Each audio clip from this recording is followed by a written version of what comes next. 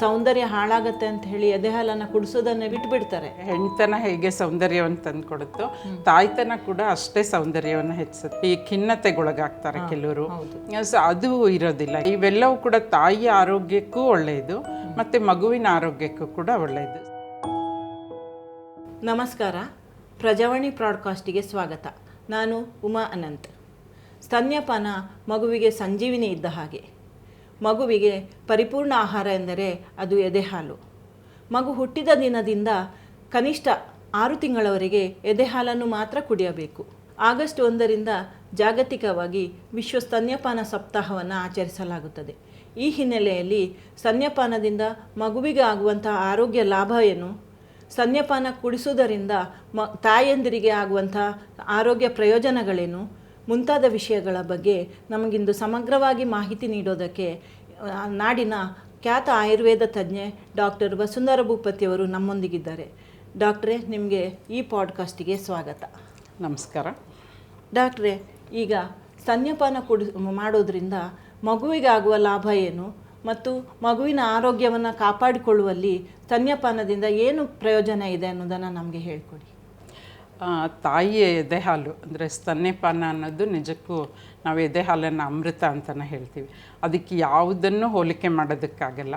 So ಅತ್ಯುತ್ಕೃಷ್ಟವಾದ ಆಹಾರ ಮಗುವಿಗೆ. ಯಾಕೆಂದರೆ ತಾಯಿಯ ಎದೆಯಲ್ಲಿ ಸಿದ್ಧವಾಗೋದೇ ದುಗ್ಧ ನಾಳಗಳಿಂದ, ಅಂದರೆ ಗರ್ಭ ಧರಿಸಿದಾಗಿನಿಂದ ಅದಕ್ಕೊಂದು ಸಿದ್ಧತೆ ನಡೆದಿರುತ್ತೆ. ದೇಹದಲ್ಲಿ ಹಾರ್ಮೋನ್ಗಳು, ಎನ್ಸೈಮ್ಗಳು ಎಲ್ಲವೂ ಸಿದ್ಧತೆ ಮಾಡ್ಕೊಂಡು ಬರಲಿರುವ ಮಗುವಿಗಾಗಿ ನಾವು ಅದಕ್ಕೆ ಆಹಾರವನ್ನು ತಯಾರಿಸಬೇಕು. ಹಾಲು, ಎದೆ ಹಾಲನ್ನು, ಅಂದರೆ ತಾಯಿ ಎಂತಹದೇ ಆಹಾರ ಸೇವಿಸಿದರೂ ಕೂಡ ಅದನ್ನು ಸಂಪೂರ್ಣವಾಗಿ ಜೀರ್ಣ ಮಾಡಿ ಮಗುವಿಗೆ ಏನು ಬೇಕೋ ಎಲ್ಲ ಪೋಷಕಾಂಶಗಳನ್ನು ಸೇರಿಸಿ ಅದೊಂದು ಸಾರಯುಕ್ತವಾದಂತಹ ಎದೆ ಹಾಲನ್ನಾಗಿ ಪರಿವರ್ತಿಸಿ ಮಗುವಿಗೆ ನೀಡುತ್ತೆ ತಾಯಿಯ ದೇಹ. ಹಾಗಾಗಿ ತಾಯಿ ಮಗುವನ್ನು ಬೆಸೆಯುವಂತಹದ್ದು. ಮತ್ತು ಮಗುವಿಗೆ ಎದೆ ಹಾಲೇ ಬಹಳ ಮುಖ್ಯವಾದ್ದು. ಏಕೆಂದರೆ ಎದೆ ಹಾಲನ್ನು ಬಿಟ್ಟು ಬೇರೆ ಏನೂ ಕೊಡುವಂತಿಲ್ಲ. ಹುಟ್ಟಿದ ದಿನದಿಂದ ಹಿಡಿದು ಮತ್ತು 6 ತಿಂಗಳವರೆಗೆ ಎದೆ ಹಾಲನ್ನೇ ನೀಡಬೇಕು. ಸೊ ಆಗ ಮಗುವಿಗೆ ಯಾವುದೇ ತರಹದ ಕಾಯಿಲೆಗಳು ಬಾಧಿಸೋದಿಲ್ಲ. ಹೆಚ್ಚಾಗಿ ನಾವು ನೋಡೋದು ನಮ್ಮ ಭಾರತದಂತಹ ಅಭಿವೃದ್ಧಿಶೀಲ ರಾಷ್ಟ್ರಗಳಲ್ಲಿ ಶಿಶು ಮರಣ ಹೆಚ್ಚಾಗ್ತಾ ಇರೋದು ಮತ್ತು ತಾಯಿಯ ಮರಣ ಹೆಚ್ಚಾಗ್ತಾ ಇರೋದು ಹೆರಿಗೆಯ ಸಮಯದಲ್ಲಿ. ಸೊ ಶಿಶು ಮರಣ ಯಾಕಾಗುತ್ತೆ ಅಂದರೆ ಮಗುವಿಗೆ ಬರುವಂತಹ ಈ ಅತಿಸಾರ ಕಾಯಿಲೆಗಳು, ವಾಂತಿ ಭೇದಿ ಇರಬಹುದು, ನ್ಯೂಮೋನಿಯಾದಂಥ ಕಾಯಿಲೆಗಳು ಅಥವಾ ಮಧುಮೇಹ, ಅಲರ್ಜಿ ಅಂತ ತೊಂದರೆ, ಇವೆಲ್ಲವೂ ಕೂಡ ಎದೆ ಹಾಲುಣಿಸುವ ಮಕ್ಕಳಲ್ಲಿ ಖಂಡಿತ ಕಂಡುಬರಲ್ಲ. ಸೊ ಕಾಯಿಲೆಗಳಿಂದ ರಕ್ಷಣೆಯನ್ನು ಒದಗಿಸುತ್ತೆ. ದೇಹದ ರೋಗ ನಿರೋಧಕ ಶಕ್ತಿಯನ್ನು, ರಕ್ಷಣಾ ವ್ಯವಸ್ಥೆಯನ್ನು ಅದು ಬಲಗೊಳಿಸ್ತಾ ಹೋಗುತ್ತೆ ಎದೆ ಹಾಲು. ಸೊ ಹಾಗಾಗಿ ಎದೆ ಹಾಲು, ನಮ್ಮ ಜಾನಪದ ಹೆಣ್ಣುಮಗಳೇ ಹೇಳಿದ್ದಾಳೆ, ಹಣ್ಣು ಹಾಲಿಗಿಂತ ಬೆಣ್ಣೆ ತುಪ್ಪಕ್ಕಿಂತ ಚೆನ್ನಾಗಿ ಕಳಿತ ರಸ ಬಾಳೆಹಣ್ಣಿಗಿಂತ ಚೆನ್ನ ಕಣೆ ತಾಯಿ ಎದೆ ಹಾಲು ಅಂತ. ಅಂದರೆ ಯಾವುದಕ್ಕೂ ಹೋಲಿಕೆ ಮಾಡೋದಕ್ಕೆ ಆಗಲ್ಲ ನಾವು ಜಗತ್ತಿನಲ್ಲಿ ಎದೆ ಹಾಲಿಗೆ. ಸೊ ಅಂತಹ ಉತ್ಕೃಷ್ಟವಾದಂತಹ ಆಹಾರ. ಈ ಮೊದಲನೇ ದಿನ ಮತ್ತು 2ನೇ ದಿನ ತಾಯಿಯ ಎದೆ ಹಾಲಿನಲ್ಲಿ ಕೊಲೆಸ್ಟ್ರಮ್ ಅಂತ ಏನು ಅಂಟು ದ್ರವ, ಹಳದಿ ಬಣ್ಣದ ಒಂದು ಅಂಟು ದ್ರವ ಇರುತ್ತಲ್ಲ, ಆ ಹಾಲನ್ನು ಮಗುಗೆ ಕುಡಿದ್ರೆ ಜೀವನದುದ್ದಕ್ಕೂ ಮಗುವಿನ ಆರೋಗ್ಯ ಚೆನ್ನಾಗಿರುತ್ತೆ ಅಂತ ಒಂದು ಹೇಳ್ತಾರೆ. ಇದು ಗಿಣ್ಣ ಹಾಲು ಅಂತ ಅದಕ್ಕೆ ಹೇಳ್ತಾರೆ ಅಂತ. ಇದು ಹೇಗೆ ಡಾಕ್ಟ್ರೆ, ಅದರ ಪ್ರಯೋಜನ ಏನು? ಖಂಡಿತ.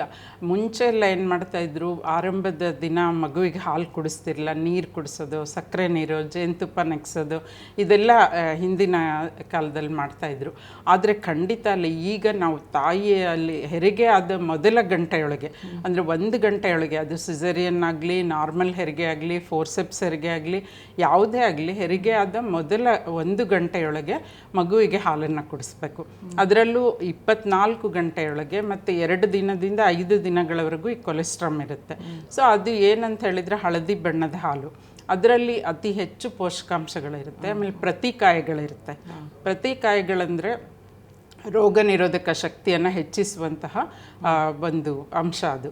ಸೊ ಅದು ಇರುತ್ತೆ. ಆಮೇಲೆ ಪ್ರೋಟೀನ್ ಇರುತ್ತೆ. ಅಂದರೆ ಮಗುವಿಗೆ ಆಹಾರ ಕೊಡೋದ್ರ ಜೊತೆಗೆ ಅದಕ್ಕೆ, ಏಕೆಂದರೆ ಆಗ ತಾನೇ ಹೆರಿಗೆ ಆಗಿರುತ್ತೆ, ಮಗುವಿಗೆ ವಾತಾವರಣ ಹೊಸದು. ಸೊ ಹೊರಗಿನ ವಾತಾವರಣಕ್ಕೆ ಮಗುವಿನ ದೇಹ ಹೊಂದ್ಕೊಳ್ಬೇಕು, ಅದರ ಜೀರ್ಣ ವ್ಯವಸ್ಥೆ ಸರಿಯಾಗಬೇಕು, ಮತ್ತು ಮಗುವಿನ ದೈಹಿಕ ಬೆಳವಣಿಗೆಗೆ, ಆಮೇಲೆ ಮೂಳೆಗಳ ಬೆಳವಣಿಗೆ ಇರ್ಬೋದು, ಎಲ್ಲದಕ್ಕೂ ಕೂಡ ಈ ಕೊಲೆಸ್ಟ್ರಾಮ್ ಇರುವಂಥ ಹಾಲನ್ನು ಮೊದಲನೇ ದಿನ, ಅಂದರೆ ಮೊದಲ ಗಂಟೆಯೊಳಗೆ ಶುರು ಮಾಡಿ 2 ದಿನ ಮತ್ತು ಮೊದಲ 5 ದಿನ ಏನು ಕೊಡಿಸ್ತಾರಲ್ಲ ತಾಯಂದರು, ಸೊ ಅದರಿಂದ ಮಗುವಿಗೆ 1 ವರ್ಷ ಆರಂಭದ 1 ವರ್ಷ ಏನಿರುತ್ತೆ ಆಗ ಯಾವುದೇ ಕಾಯಿಲೆಗಳು ಬಾಧಿಸೋದಿಲ್ಲ. ಈ ನೆಗಡಿ, ಕೆಮ್ಮು, ಜ್ವರ ಇರಬಹುದು, ಯಾವುದೇ ಥರ ಇನ್ಫೆಕ್ಷನ್, ನ್ಯೂಮೋನಿಯಾದಂಥ ಇನ್ಫೆಕ್ಷನ್ ಶಕ್ತಿ ಹೆಚ್ಚಿರುತ್ತೆ, ಹೌದು, ಹೆಚ್ಚಾಗಿರುತ್ತೆ ಹಾಲಲ್ಲಿ. ಆಮೇಲೆ ಬೇರೆ ಏನು ಬೇಕನ್ಸೋದಿಲ್ಲ ಮಗುಗೆ. ಅದನ್ನ ಕುಡಿದ್ರೆ ಸಾಕು, ಅದು ಆರಾಮಾಗಿ ನಿದ್ದೆ ಮಾಡುತ್ತೆ. ಅದು ಹಸಿದಾಗ ಅತ್ತಾಗ ಅದಕ್ಕೆ ಹಾಲು ಬೇಕು ಅನ್ನಿಸ್ದಾಗ ಹಾಲು ಕುಡಿಸ್ತಾ ಇದ್ರೆ ತಾಯಿ, ಅದಕ್ಕಿಂತ ಶ್ರೇಷ್ಠವಾದ ಕೆಲಸ ಬೇರೆ ಇಲ್ಲ. ಈಗ ತಾಯಂದಿರಲ್ಲಿ ಈ ಎದೆಹಾಲು ಕುಡಿಸೋದ್ರಿಂದ ಮುಂದೆ ಬರುವ ಸ್ತನ ಕ್ಯಾನ್ಸರ್ ಅದನ್ನು ತಡೆಯುವಂಥ ಶಕ್ತಿ ಹೆಚ್ಚಿರುತ್ತೆ ಅಂತ ಹೇಳ್ತಾರೆ. ಇದು ವೈದ್ಯಕೀಯವಾಗಿಯೂ ಸಾಬೀತಾಗಿದೆ. ಈಗ ತಾಯಂದಿರಿಗೆ ಎದೆಹಾಲು ಕುಡಿಸೋದ್ರಿಂದ ಆರೋಗ್ಯ ಪ್ರಯೋಜನಗಳೇನು ಅನ್ನೋದನ್ನು ನಮಗೆ ಹೇಳ್ಬೋದು. ಖಂಡಿತ. ಏಕೆಂದರೆ ತಾಯಂದ್ರಿಗೂ ಕೂಡ ಸಾಕಷ್ಟು ಲಾಭ ಇದೆ. ಒಂದು, ತಾಯಿ ಮಗುವಿನ ಭಾವನಾತ್ಮಕ ಬೆಸುಗೆ. ಏಕೆಂದರೆ ತಾಯಿಯ ಮಗುವಿನ ಸ್ಪರ್ಶ ಇದೆಲ್ಲ ಎದೆಗೆ ಹಾಕ್ಕೊಂಡು ನಾವು ಹಾಲು ಕುಡಿಸೋವಾಗ ಆ ತಾಯಿ ಮಗುವಿನ ನಡುವೆ ಬೆಳೆಯುವಂಥ ಬಾಂಧವ್ಯ ಒಂಥರ ಭಾವನಾತ್ಮಕವಾಗಿ ತಾಯಿಗೆ ಒಂಥರ ಮನಸ್ಸಿಗೆ ಶಾಂತಿ, ಸಮಾಧಾನ, ಆಮೇಲೆ ತನ್ನ ಮಗುವನ್ನು ನೋಡ್ತಾ ಕಾಲ ಕಳೆಯೋದು, ಅದೆಲ್ಲ ಒಂಥರ ತುಂಬ ಭಾವನಾತ್ಮಕವಾಗಿರುತ್ತೆ. ಆಮೇಲೆ ಎಷ್ಟು ಸಮಯ ಹಾಲು ಕುಡಿಸ್ತಾಳೋ ತಾಯಿ ಅಷ್ಟು ಸಮಯ ಮುಟ್ಟು ಬರೋದಿಲ್ಲ. ಸೊ ಆ ಮುಟ್ಟಿನ ಭಯ ಇರಲ್ಲ. ಎಲ್ಲಿ ನಮಗೆ ಮತ್ತೆ ಪ್ರತಿ ತಿಂಗಳು ಮುಟ್ಟು ಬರೋದು ಅದೊಂಥರ ಕಿರಿಕಿರಿ ಎಲ್ಲ ಹೆಣ್ಮಕ್ಳಿಗೆ. ಸೊ ಅದರಿಂದ ಕೂಡ ತೊಂದರೆ ಇರಲ್ಲ. ಆಮೇಲೆ ಆರಂಭದ ಅಂದರೆ 6 ತಿಂಗಳಿಂದ 1 ವರ್ಷ ಅಥವಾ 2 ವರ್ಷದವರೆಗೂ ಮಗುವಿಗೆ ಹಾಲು ಕುಡಿಸ್ಬೋದು. ಸೊ ಹಾಗಾಗಿ ಆ ಸಮಯದಲ್ಲಿ ಅಂದರೆ ಸರಿಯಾದ ರೀತಿಯಲ್ಲಿ ಹಾಲು ಮಗು ಕುಡಿದಾಗ ಸೊ ತಾಯಿಗೆ ಮುಂದೆ ಬರುವಂತಹ ಕ್ಯಾನ್ಸರ್, ಅಂಡಾಶಯದ ಕ್ಯಾನ್ಸರ್ ಕೂಡ ನಾವು ತಡೆಗಟ್ಟಬಹುದು. ಆಮೇಲೆ ಇಲ್ಲ, ಸರ್ವೈಕಲ್ ಕ್ಯಾನ್ಸರು, ಅಂಡಾಶಯದ ಕ್ಯಾನ್ಸರು ಮತ್ತು ಸ್ತನ ಕ್ಯಾನ್ಸರು. ಸೊ ಈ ಎಲ್ಲವುಗಳಿಂದ ಕೂಡ ದೂರ ಇರ್ಬೋದು, ಅಂದರೆ ಬಾರದಂತೆ ನೋಡ್ಕೊಳ್ಳುತ್ತೆ ದೇಹ. ಆಮೇಲೆ ಮತ್ತೆ ಕೆಲವು ಸಾರಿ ಹಾಲು ಸರಿಯಾಗಿ ಕುಡಿಸ್ದೆ ಹೋದರೆ ಹಾಲು ಒಳಗಡೆ ಗಡ್ಡೆ ಥರ ಆಗಿ ಗಟ್ಟಿಯಾಗಿ ತಾಯಿಗೆ ಅದರಿಂದ ನೋವು ಬರೋದು, ಆಮೇಲೆ ಅದು ಆಬ್ಸಸ್ ಆಗಿ ಅದು ಆಮೇಲೆ ಸರ್ಜರಿ ಮಾಡೋವರೆಗೂ ಹೋಗಬೇಕಾಗುತ್ತೆ. ಅನೇಕ ಹೆಣ್ಮಕ್ಳಲ್ಲಿ ನಾವು ನೋಡ್ತೀವಿ. ಸೊ ಅಂಥದ್ದನ್ನು ಕೂಡ ನಾವು ತಡೆಗಟ್ಬೋದಾಗಿದೆ.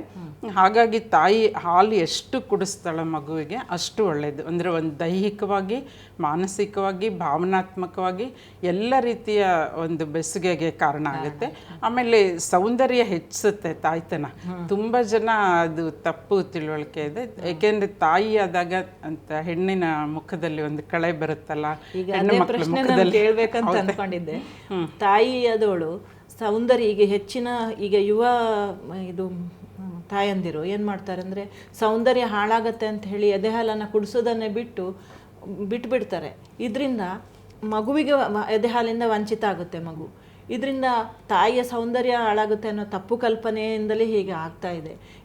ಇದ್ರ ಬಗ್ಗೆ ಖಂಡಿತ. ಏಕೆಂದರೆ ಅನೇಕರು ಏನು ಮಾಡ್ತಾ ಇದ್ದಾರೆ, ಸೌಂದರ್ಯ ಹಾಳಾಗಿ ಖಂಡಿತ ಅಲ್ಲ. ನನ್ನ ಪ್ರಕಾರ ತಾಯಿ ಆಗೋದಿದೆಯಲ್ಲ, ಆ ತಾಯ್ತನ ಅನ್ನೋದು ಹೆಣ್ತನ ಹೇಗೆ ಸೌಂದರ್ಯವನ್ನು ತಂದು ಕೊಡುತ್ತೋ ತಾಯ್ತನ ಕೂಡ ಅಷ್ಟೇ ಸೌಂದರ್ಯವನ್ನು ಹೆಚ್ಚಿಸುತ್ತೆ. ಆಮೇಲೆ ದೇಹದಲ್ಲಿ ಈ ಡೋಪಮಿನ್ ಅಂದರೆ ಸಂತೋಷದ ಹಾರ್ಮೋನ್ ಬಿಡುಗಡೆ ಆಗುತ್ತೆ. ಆಕ್ಸಿಟೋಸಿನ್ ಅಂದರೆ ತಾಯಿ ಮಗುವಿನ ವಾತ್ಸಲ್ಯದ ಒಂದು ಬಂಧ ಏನಿದೆ, ಸೊ ಅದು ಆಕ್ಸಿಟೋಸಿನ್ ಬಿಡುಗಡೆ ಆಗುತ್ತೆ. ಇವೆಲ್ಲವೂ ಕೂಡ ಸೌಂದರ್ಯಕ್ಕೆ ಕಾರಣ ಆಗುವಂಥ ಹಾರ್ಮೋನ್ಗಳು. ಸೊ ಸಂತೋಷ, ಮನುಷ್ಯನಲ್ಲಿ ಸಂತೋಷ ಇದ್ದಾಗ, ಶಾಂತಿ ಇದ್ದಾಗ, ಸಮಾಧಾನ ಇದ್ದಾಗ ಮುಖದ ಸೌಂದರ್ಯ ತಾನಾಗಿಯೇ ಸೊಗಸಾಗಿರುತ್ತೆ, ಚೆಂದ ಇರುತ್ತೆ. ಸೊ ಹಾಗಾಗಿ ಅದು ತುಂಬ ಇಂದಿನ ಯುವ ಪೀಳಿಗೆ ಖಂಡಿತ ಅದ್ರ ಬಗ್ಗೆ ತಪ್ಪು ತಿಳುವಳಿಕೆ ಇಟ್ಕೊಂಡಿದ್ದಾರೆ. ಅದು ಖಂಡಿತ ಬೇಡ. ಯಾಕೆಂದರೆ ನೀವೆಷ್ಟು ಹಾಲು ಕುಡಿಸ್ತೀರೋ ಅಷ್ಟು ನಿಮ್ಮ ಸೌಂದರ್ಯವೂ ಕೂಡ ಹೆಚ್ಚಾಗುತ್ತೆ.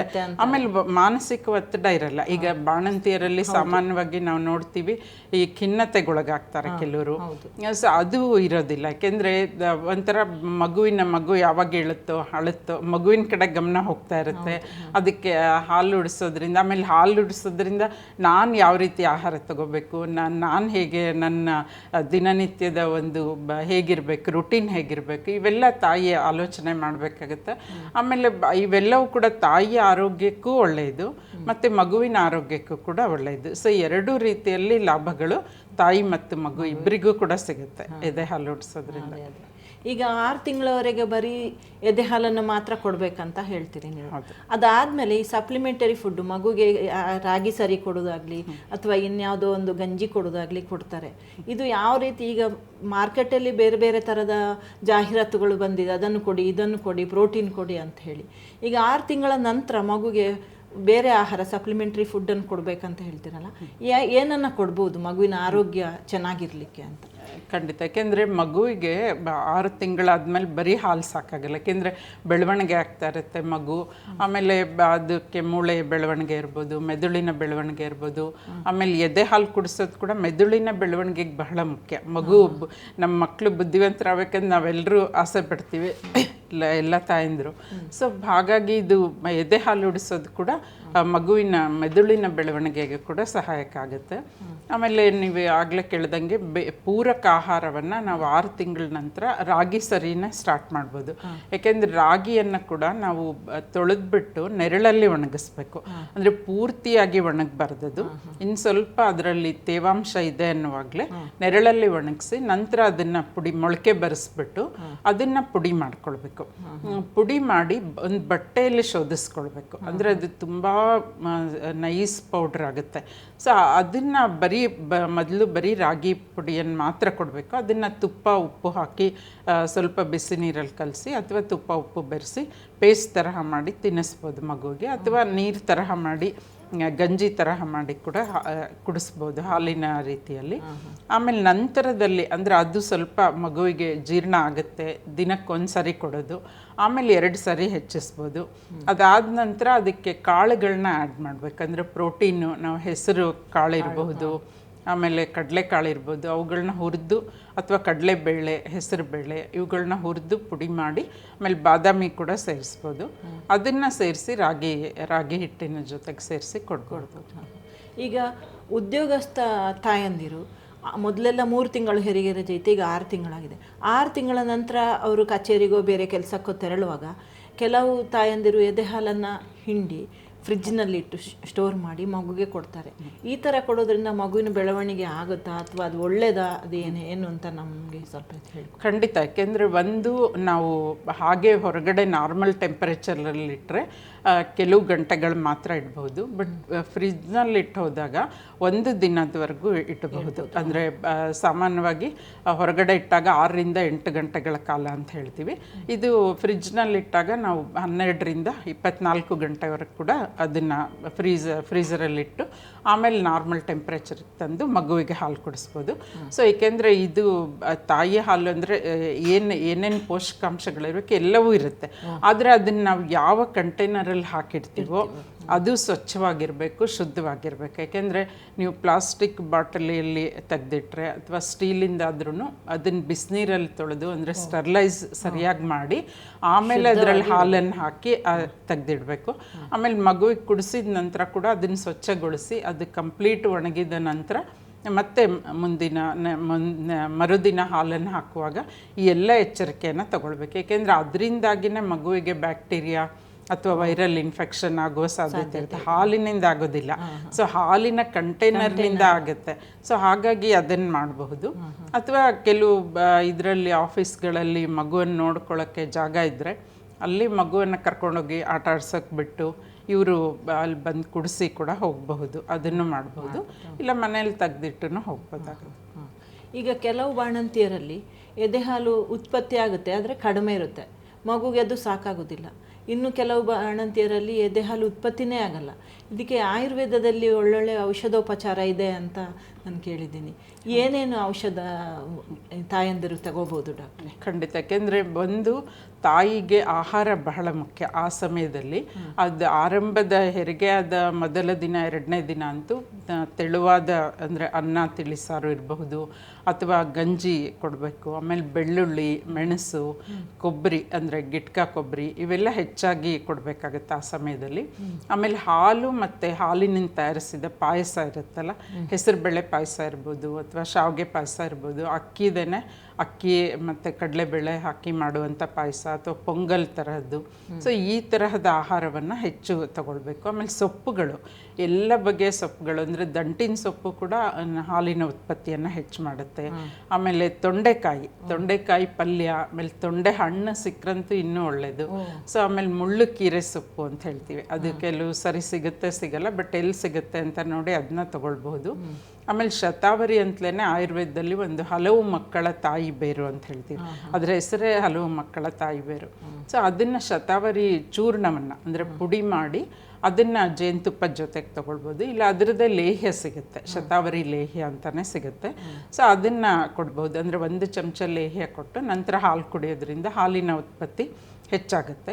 ಆಮೇಲೆ ಆಹಾರದಲ್ಲಿ ಸಾಮಾನ್ಯವಾಗಿ ಅಂದರೆ ಹಾಲಿನ ಉತ್ಪತ್ತಿ 600ರಿಂದ 700 ml ಹಾಲು ಬೇಕಾಗುತ್ತೆ ಮಗುವಿಗೆ. ಸೊ ಅದನ್ನು ಪ್ರತಿದಿನ ಇವರು ನಾರ್ಮಲ್ ದಿನಗಳಲ್ಲಿ ಆಹಾರ ಸೇವಿಸುವಾಗ ಒಂದು 2500 ಕ್ಯಾಲೋರಿ ಸಾಕಾಗ್ತಾ ಇರುತ್ತೆ. ಆದರೆ ಈ ಬಾಣಂತಿ ಇರುವಾಗ 2800ರಿಂದ 3000 ಕ್ಯಾಲೋರಿಯಷ್ಟು ಆಹಾರ ಬೇಕಾಗುತ್ತೆ. ಸೊ ಹಾಗಾಗಿ ಆಹಾರದಲ್ಲಿ ಕೂಡ ಕ್ವಾಂಟಿಟಿಯನ್ನು ಅವರು ಹೆಚ್ಚು ಮಾಡ್ಕೊಳ್ಬೇಕು. ಹೆಚ್ಚು ಅಂದರೆ ಈ ಕಾರ್ಬೋಹೈಡ್ರೇಟ್ಗಿಂತ ಅಂದರೆ ಅನ್ನ, ಚಪಾತಿ, ಮುದ್ದೆ ಇವುಗಳಿಗಿಂತ ತರಕಾರಿಗಳು ಮತ್ತು ಕಾಳುಗಳು ಇವುಗಳನ್ನ ಹೆಚ್ಚು ಸೇವನೆ ಮಾಡಬೇಕಾಗುತ್ತೆ. ಹೌದು, ಹಣ್ಣುಗಳು ಇದು ಅಂದರೆ ಹಣ್ಣುಗಳಲ್ಲಿ ಸ್ವಲ್ಪ ಹುಳಿ ಹಣ್ಣುಗಳು ಬೇಡ. ಬೇರೆ ಬಾಳೆಹಣ್ಣು ಬಂದರೆ ಏಲಕ್ಕಿ ಬಾಳೆ, ಪಚ್ಚ ಬಾಳೆ ಬೇಡ, ಅದು ನೆಗಡಿ, ಕೆಮ್ಮು, ಇವು ಸೆರಾಟಿನ್ ಇರೋದ್ರಿಂದ ತೊಂದರೆ ಉಂಟು ಮಾಡುತ್ತೆ. ಆಮೇಲೆ ಪಪ್ಪಾಯ ಹಣ್ಣು ಕೂಡ ಒಳ್ಳೆಯದು, ಅದನ್ನು ತಗೊಳ್ಬಹುದು. ಸೊ ದಾಳಿಂಬೆ ಹಣ್ಣು ಸೇವನೆ ಮಾಡಬಹುದು. ಸೊ ಈ ಹಣ್ಣುಗಳನ್ನು ತಗೊಳ್ಬೋದು. ಆಮೇಲೆ ಈ ಅಂಟಿನುಂಡೆ ಅಂತ ಮಾಡ್ತಾರೆ, ನೀವು ಕೇಳಿರ್ಬೇಕು, ನೀವು ತಗೊಂಡಿರ್ಬೋದು ಬಾಣಂತಿ ಇರುವಾಗ. ಸೊ ಅದು ಅಂಟಿನುಂಡೆ ನಿಜವಾಗ್ಲೂ ತುಂಬ ಪುಷ್ಟಿಕರ, ಆರೋಗ್ಯಕರ ಮತ್ತು ಹಾಲಿನ ಉತ್ಪತ್ತಿಯನ್ನು ಹೆಚ್ಚು ಮಾಡುವಂಥದ್ದು. ಸೊ ಅಂಟಿನುಂಡೆ ಈ ಗಿಟ್ಕಾ ಕೊಬ್ಬರಿ ಇರುತ್ತಲ್ವ, ಗಿಟ್ಕಾ ಕೊಬ್ಬರಿ ಒಂದು ಅರ್ಧ kg ಅಷ್ಟು ಗಿಟ್ಕಾ ಕೊಬ್ಬರಿ ಮತ್ತು ಬೆಲ್ಲ, ಬಾದಾಮಿ ಮತ್ತು ಗೇರು ಬೀಜ, ಇವುಗಳನ್ನ ಲವಂಗ ಮತ್ತು ಅಂಟು ಇವೆಲ್ಲ 100 ಗ್ರಾಮ್ ತಗೊಳ್ಬೇಕು. ಎಲ್ಲವನ್ನು ಸಣ್ಣದಾಗಿ ತುಂಡು ಮಾಡಿ ತುಪ್ಪದಲ್ಲಿ ಹುರಿಬೇಕು. ಅಂದರೆ ತುಪ್ಪ ಕೂಡ ಶುದ್ಧವಾದ ತುಪ್ಪ ಇರಬೇಕು, ಡಾಲ್ಡಾ ಬಳಸಬಾರ್ದು. ಸೊ ಅದರಲ್ಲಿ ಇದೆಲ್ಲವನ್ನು ಹುರಿದು ನಂತರ ಈ ಬೆಲ್ಲ ಇದು ಕಾಯಿಸ್ಬಿಟ್ಟು ಅದನ್ನು ಪಾಕ ಮಾಡೋದು ಬೇಡ, ಸುಮ್ಮನೆ ಅದು ಕರಗಿದ್ರೆ ಸಾಕು. ಆ ನಂತರದಲ್ಲಿ ಕೊಬ್ಬರಿ ಮತ್ತು ಖರ್ಜೂರ ಹಾಕಬೇಕು. ಉತ್ತುತ್ತಿ ಹಾಕಿದರೆ ಒಳ್ಳೆಯದು, ಉತ್ತುತ್ತಿ ಕೂಡ 100 ಗ್ರಾಮ್ ಅಷ್ಟು. ಸೊ ಎಲ್ಲವನ್ನು ಹಾಕಿ ಉಂಡೆ ತಯಾರಿಸಿ ಪ್ರತಿದಿನ ಒಂದು ಅಂಟಿನುಂಡೆಯನ್ನು ಕೊಡೋದು ತುಂಬ ಒಳ್ಳೆಯದು. ಆಮೇಲೆ ನಮ್ಮ ಆಯುರ್ವೇದದಲ್ಲಿ ಬಾಣಂತಿ ಕಷಾಯ ಅಂತಲೇ ಸಿಗುತ್ತೆ, ದಶಮೂಲ ಅರಿಷ್ಟ ಕೊಡ್ತೀವಿ. ಆಮೇಲೆ ಸೌಭಾಗ್ಯ ಶುಂಠಿ ಲೇಹ್ಯ ಅಂತ, ಬಾಣಂತಿ ಲೇಹ್ಯ ಅಂತಲೇ ಸಿಗುತ್ತೆ. ಸೊ ಅದನ್ನು ಕೂಡ 3 ತಿಂಗಳು ಇಲ್ಲ 5 ತಿಂಗಳವರೆಗೆ ಕೊಟ್ಟರೆ ಮಗುವಿಗೆ ಹಾಲಿನ ಉತ್ಪತ್ತಿಗೆ ಯಾವುದೇ ತರಹ ತೊಂದರೆ ಆಗಲ್ಲ.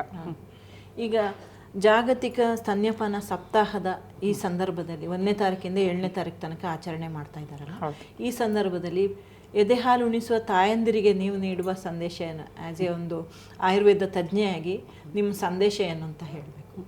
ಮಗುವಿನ ಮೊದಲ ಹಕ್ಕು ಅದು. ಏಕೆಂದರೆ ಪ್ರತಿಯೊಂದು ಜನಿಸಿದ ಮಗುವಿನ ಮೊದಲ ಹಕ್ಕು ತಾಯಿಯ ಎದೆ ಹಾಲನ್ನು ಕುಡಿಯೋದು. ಅದರಿಂದ ಖಂಡಿತ ನೀವು ವಂಚಿತರನ್ನಾಗಿ ಮಾಡಬಾರ್ದು ಎಲ್ಲ ತಾಯಂದರು. ಮತ್ತು ತಾಯಿಯ ಹೊಣೆ ಕೂಡ, ತಾಯಿಯ ಮೊದಲ ಹೊಣೆ ಅಂದರೆ ನನ್ನ ಮಗು ಚೆನ್ನಾಗಿರಬೇಕು, ನಾವು ಏನೇನೆಲ್ಲ ಮಗುವಿಗೋಸ್ಕರ ಇಂಥ ಶಾಲೆಯಲ್ಲಿ ಓದಿಸ್ಬೇಕು, ಹಿಂಗೆ ಬೆಳೆಸ್ಬೇಕು, ಏನೇನೆಲ್ಲ ಕನಸ್ಕೊಂಡಿರ್ತೀವಿ. ಆದರೆ ಅದೆಲ್ಲಕ್ಕೂ ಮುಖ್ಯ ಮಗುವಿನ ಆರೋಗ್ಯ. ಮಗುವಿನ ಆರೋಗ್ಯ ಚೆನ್ನಾಗಿರಬೇಕು ಅಂತ ಹೇಳಿದರೆ ನಾವು ಮಗುವಿಗೆ ಕೊಡಬೇಕಾದಂತಹ ಬಹಳ ದೊಡ್ಡ ಆಸ್ತಿ ಅಂದರೆ ತಾಯಂದರು ಎದೆ ಹಾಲನ್ನು ಉಣಿಸೋದು.